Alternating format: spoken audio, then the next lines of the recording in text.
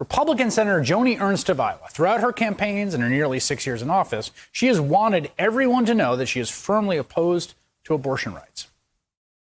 I do support life at conception, and I will always support life. I have been proud, so proud, to lead the fight in the U.S. Senate to defund Planned Parenthood.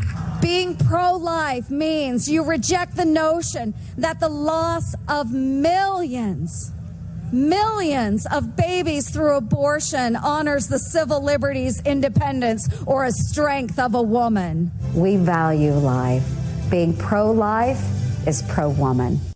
Okay, that's pretty unequivocal, right? No mistaking here. Joni Ernst opposes abortion. She opposes Roe v. Wade, the landmark case that finds a right for it.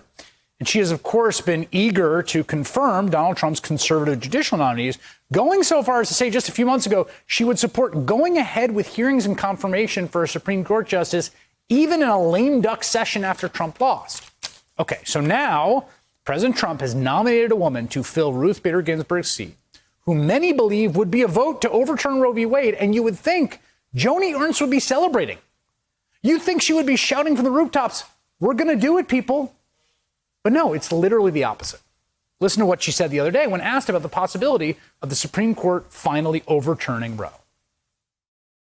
I think the likelihood of Roe v. Wade being overturned is very minimal. I don't see that happening. Truly, I don't see that happening. Why not? Isn't this the whole point? You guys are going to have 6 justices in the Supreme Court?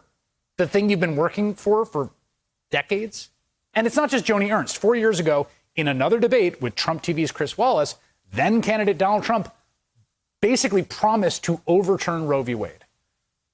Do you want to see the court overturn Roe v. Wade? Well, if we put another 2 or perhaps 3 justices on, that's really what's going to be, that will happen.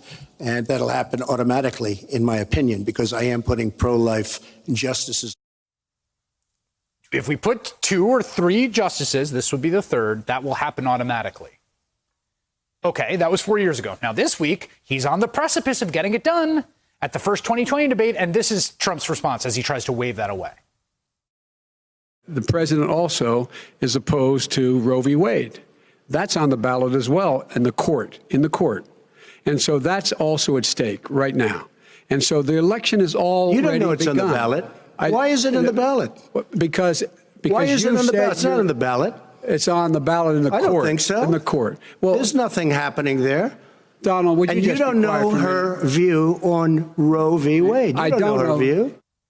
Oh, why? What are you talking about? There's nothing happening here. That seems credible. You don't know her view on Roe v. Wade. I mean, the thing is, we do know what Amy Coney Barrett's views on Roe v. Wade are. This is an ad that ran in the South Bend Tribune in 2006 while Barrett was a law professor at Notre Dame before she became a judge. And she signed onto these words written by an anti-abortion group, quote, "We oppose abortion on demand and defend the right to life from fertilization to natural death." The second page of that same ad includes this call to action. "It's time to put an end to the barbaric legacy of Roe v. Wade." Okay, real head scratcher here about Amy Coney Barrett's views on this. Her record's been pretty clear. Missouri Senator Josh Hawley says he won't vote for any nominee who doesn't have a written record absolutely proving she believes Roe was wrongly decided and that Judge Amy Coney Barrett clears his hurdle with no question.